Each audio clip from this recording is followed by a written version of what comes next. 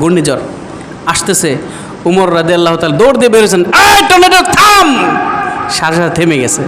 আঙুলে ইশারা করছেন, পিছনে যাওয়া শুরু করছে।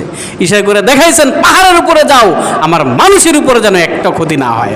ওইখানে চলে গেছে। হযরত ওমর নামাজ পড়তেছেন, নামাজে দাঁড়িয়ে আছেন, জমিন ভূমিকম্প শুরু হয়ে গেছে।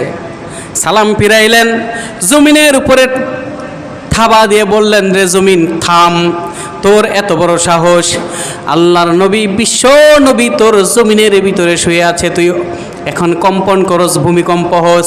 আর আমি উমর নামাজরত ছিলাম, আমার নামাজের যে ধ্যান নষ্ট হইল, ওই দিন থেকে এই যে ভূমিকম্প মদিনা থেকে গেছে, আজ পর্যন্ত মদিনায় ভূমিকম্প নাই।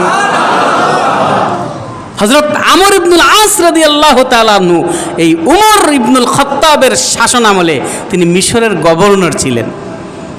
মিশরের গভর্নর থাকাকালে উনি দেখেন একটা সুন্দরী মেয়েকে সাজায়া বাজনা বাজায় নিয়ে যাচ্ছে। হ্যাঁ, মানুষেরা গান গাইতে গাইতে, বাজনা বাজাইতে, ঢোল তবলা বাজায় নিয়ে যাচ্ছে। মেয়েটা কাঁদে। উনি বলে, এই তুমি কান্দো কেন? কি হয়েছে, তোমরা মেয়েটাকে কোথায় নিয়ে যাচ্ছ? আমরা নীল নদে নিয়ে যাচ্ছি, তাকে বলি দিতে হবে। কেন? নীল নদ আমাদেরকে পানি দেয় না, প্রতি বছরে একবার এই নীল নদে বলি দিলে তখন সেটা পানি হয়। আজ পর্যন্ত সেই উমর রাদিয়াল্লাহু তাআলা আনহুর কথায় নীল নদে পানি বাড়েও না, কমেও না, যেমন আছে এমনই আছে। আমর ইবনুল আস বললেন, না, এটা তো করা যাবে না, মানুষ মূল্যহীন না, এত মূল্য না। এই জন্য উলামায়ে কেরাম বলেছেন, মানুষ যত আল্লাহ থেকে বিমুখ হবে, জিনিসপত্রের দাম বাড়বে, মানুষের দাম কমবে। মানুষ যত বেনামাজি হবে, মানুষ যত গুনাহ করবে, অহংকার করবে, জুলুম করবে, নির্যাতন করবে, মানুষ যত আল্লাহ থেকে দূরে যাবে, জিনিসপত্রের দাম বাড়বে, মানুষের দাম কমবে। আমরা সচক্ষে দেখি মানুষের মূল্য নাই, একদম পাখির মতো মানুষের জীবন চলে যায়, কিন্তু আলুর কেজি, পেঁয়াজের কেজি, তেলের কেজি দিন দিন বাড়তেছে। এটা আল্লাহর নিয়ম। তামাম পৃথিবীর ধনসম্পদ যদি একত্রিত করা হয়, তারপরেও মানুষের মূল্য বাড়বে না যতদিন পর্যন্ত মানুষ আল্লাহকে পরিপূর্ণভাবে, আল্লাহর হুকুকগুলো আদায় না করবে, আমল আখলাকের দ্বারা নিজেকে যতদিন না সৌন্দর্য করবে, ততদিন পর্যন্ত জিনিসপত্রের দাম কমবে না। মানুষ যখন দিনদার হয়ে যাবে, অটোমেটিক আল্লাহর কাছে মানুষের মূল্য বাড়বে, জিনিসপত্র অটোমেটিক তার খাদেম হয়ে যাবে। আমর ইবনুল আস বললেন, নদী বানাইছে মানুষের খেদমতের জন্য, নদীর জন্য মানুষ কুরবানি দিবা, এটা তো হইতে পারে না। উমর রাদিয়াল্লাহু তাআলা আনহুর কাছে চিঠি লিখলেন। উমর রাদিয়াল্লাহু তাআলা জবাবে চিঠি পাঠাইলেন। কোথায় চিঠি পাঠাইছে? নীল নদের উদ্দেশ্যে চিঠি পাঠাইছেন উমর। মিন জানিবি উমর ইবনুল খাত্তাব আমিরুল মুমিনিন, আমিরুল মুমিনিন উমর ইবনুল খাত্তাবের পক্ষ থেকে ইলা বাহরি নীল, নীল নদের কাছে। এই নীল নদী, তুমি যদি আল্লাহর হুকুমে বাও তাহলে তুমি প্রবাহিত হয়ে যাও, উমর ইবনুল খাত্তাব তোমাকে আদেশ করছে। আর যদি তুমি আল্লাহর হুকুম ছাড়া প্রবাহিত হও, তোমার মতো নদীর আমার দরকার নাই, আমি তোমাকে ভরাট করে ফেলব। এই চিঠি লিখে আমর ইবনুল আস রাদিয়াল্লাহু তাআলা আনহুর কাছে পাঠিয়ে দিলেন। এখন কাফেররা কয়, এইবার মুসলমানের উমরের বেইজ্জতি হওয়ার সময় আসছে।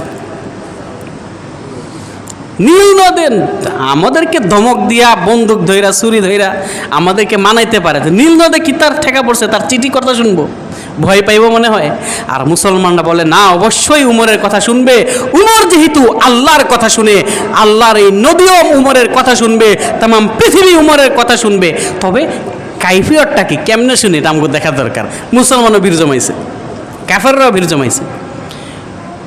হযরতে আমর ইবনুল আস রাদিয়াল্লাহু তাআলা আনহু, উমর রাদিয়াল্লাহু তাআলা আনহুর চিঠিটা নিয়ে নীল নদের যখন গেলেন, নীল নদের চরের ভিতরে বালুর উপরে চিঠি রাখতে দেরি, পানি আসতে দেরি হয় না। তিনি উপর দিকে দৌড়ায়, পানি উনার পিছন পিছন দৌড়ায়। তিনি উপর দিকে দৌড়ায় আসে, পানি উনার পিছনের দিক থেকে দৌড়ায় আসে। ওই যে নীল নদ পরিপূর্ণ হইল। এখন বর্ষাকালে 1 ইঞ্চি পানি বাড়েও না, চৈত্র মাসে গ্রীষ্মকালে 1 ইঞ্চি পানি কমেও না। সারা বছর ওই যে নীল নদ একভাবে প্রবাহিত হচ্ছে।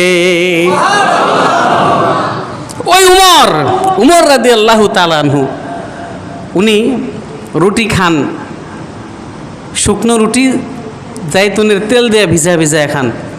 কারণ মানুষ বলা বলি করে উনি তো একজন দেশ প্রধান, রাষ্ট্রপ্রধান, উনি এইভাবে যদি শুধু রুটি খায় ওনার স্বাস্থ্য নষ্ট হয়ে যাবে। দেশের স্বার্থের কারণে তো ওনাকে ভালো কিছু খাওয়া দরকার, কিন্তু এই কথাটা ওনাকে কে বলবে? কেউ বলতে পারে না, সাহস হয় না। আপনাকে যদি সয়াবিন তেল দিয়ে শুকনো রুটি খাইতে দেওয়া হয়, খেতে পারবেন? তো উনি এভাবে খাচ্ছে। সকলে মিলে ভাবলেন, যাও ওনার কলিজার টুকরা আয়েশা, রাসূলের স্ত্রী, ওনার মেয়ে হাফসা রাদিয়াল্লাহু আনহা, রাসূলের স্ত্রী হাফসা, তার মাধ্যমে আমরা বলাই।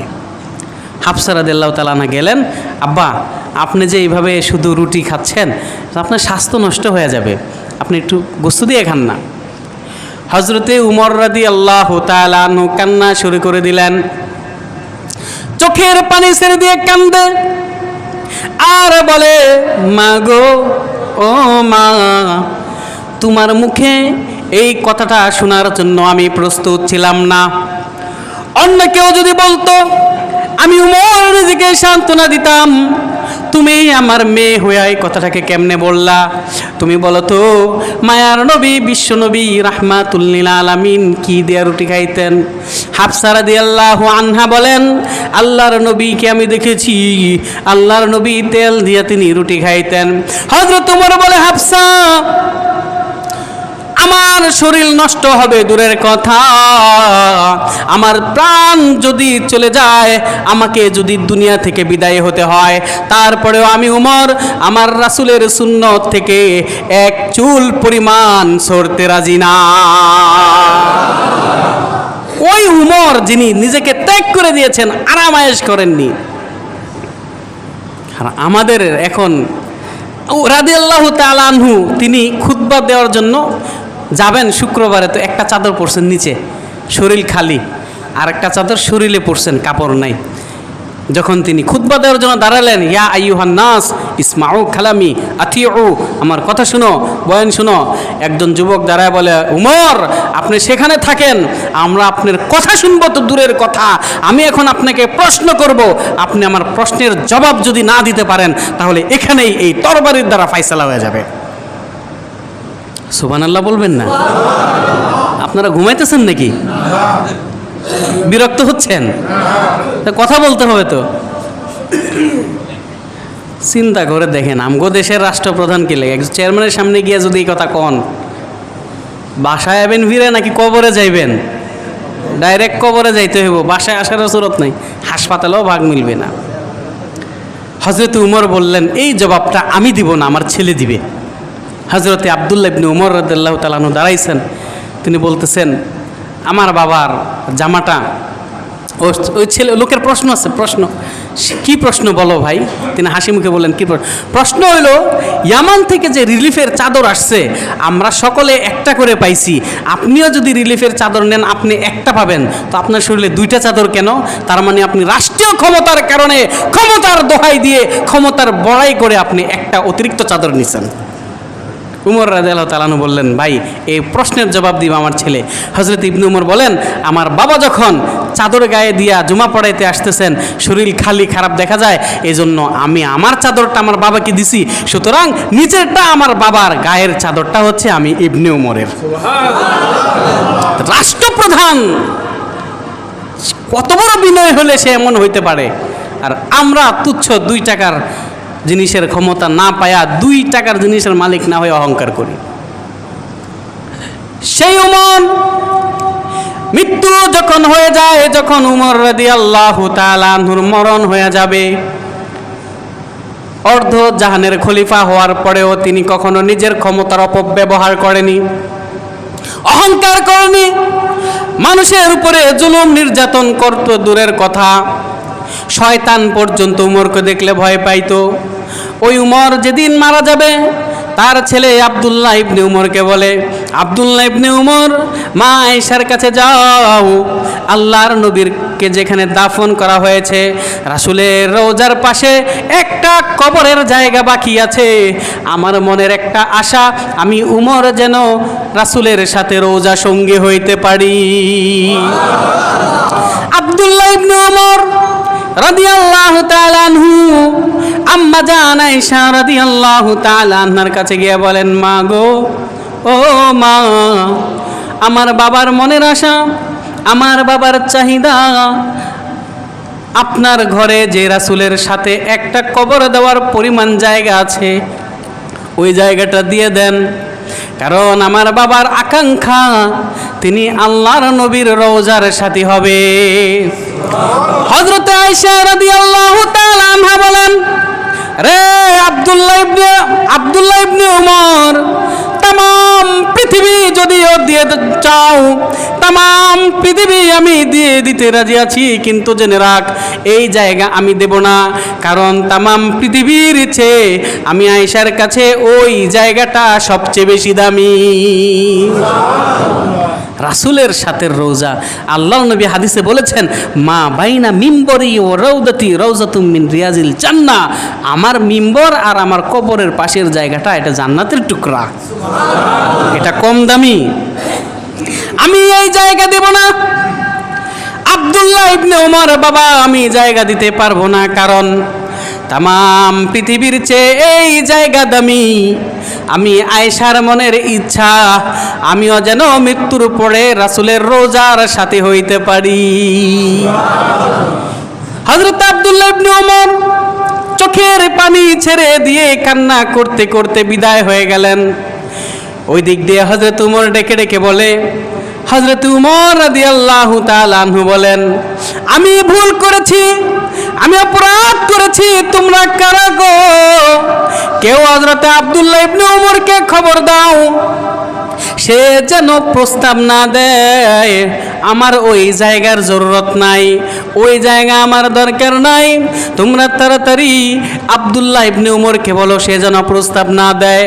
কারণ আমি চিন্তা করে দেখেছি, আমি তো এখনো রাষ্ট্রপ্রধান আছি, আমি রাষ্ট্রপ্রধান মানি যতক্ষণ না মৃত্যুবরণ করব এখনো ক্ষমতা আমার হাতে, সমস্ত পাওয়ার আমার হাতে, এই পাওয়ার নিয়ে আমি উমর যদি একটা জায়গার জন্য আবেদন করি, আমি যদি একজনের কাছে জায়গা চাই, আর আল্লাহ রাব্বুল আলামিন কিয়ামতের ময়দানে আমি উমরকে যদি ধরে আসামির কাঠগড়ায় যদি দাঁড় করায় বলে, উমর রে, ওই যে তুমি তোমার ক্ষমতার বলের কারণে তোমার ক্ষমতা দিয়া ওই যে রওজার পাশের জায়গা যেটা মা আয়েশা মালিক ছিল তুমি জবরদখল করেছ, কিয়ামতের ময়দানে আমি আল্লাহর কাছে আটকে যাব, আল্লাহর কাছে জবাব দেওয়ার জায়গা থাকবে না। এই কারণে আমার উমরের আখিরাতের বিচার দরকার, আখিরাতে আমার বাঁচার দরকার, এই জায়গার দরকার নাই। উমরকে, ইবনে উমরকে বলো সে যেন প্রস্তাব না দেয়। চিন্তা করে দেখেন কি অবস্থা। আর আমরা ছুরি ধইরা এটা ধরা 1 বিঘা জায়গার জন্য হত্যা করে ফেলি। খাচ্ছি তো খাচ্ছি, নিচ্ছি, ঘুষ খাইতেছি, সুদ খাইতেছি, মানুষের উপর জবরদখল করতেছি, কোনো খবরই নেই। আবার হযরত আয়েশা ইবনে উমরকে ফিরিয়ে দেওয়ার পরে একজন লোককে বলে, হযরত ইবনে উমরকে খবর দাও, বলো আমার সাথে দেখা করতে। ইবনে উমর আয়েশা দেখেন তিনি কান্দেন, মা গো কি হইল, আপনি আমাকে কেন খবর দিয়েছেন? আয়েশা রাদিয়াল্লাহু আনহা বলে, উমর, ও ইবনে উমর, আমি তো তোমার প্রস্তাবটাকে ফেরত দিয়ে দিয়েছিলাম, এরপরে আমি চিন্তা করলাম কাল হাসরের ময়দানে আল্লাহর নবী বিশ্ব নবী রাহমাতুল লিল আলামিন যদি আমাকে বলে, আয়েশা গো তুমি না উম্মতের মা, তুমি না উম্মতের জননী, তুমি না এই উম্মতের মা, তোমার আমার উম্মত উমর মায়ের কাছে যদি সন্তান কোনো জিনিসের আবদার করে তাহলে মার যত শখের জিনিসই হোক না কেন সন্তানকে দিয়ে দেয়। আরে আয়েশা, তুমি না উমরের মা, তুমি না উম্মতের মা, এক উমর একটা কবর পরিমাণ জায়গা তোমার কাছে চেয়েছে, তুমি তাকে জায়গাটা কেন দিলা না? আল্লাহর নবী যদি আমাকে প্রশ্ন করে আমি উত্তর দিতে পারবো না। এরে ইবনে উমর, যা এই জায়গাটা तमाम পৃথিবীতে আমি আয়েশার কাছে দামি হওয়া সত্ত্বেও তোর বাবা উমরের নামে এখন আমি জায়গাটা ওয়াকফ করে দিলাম।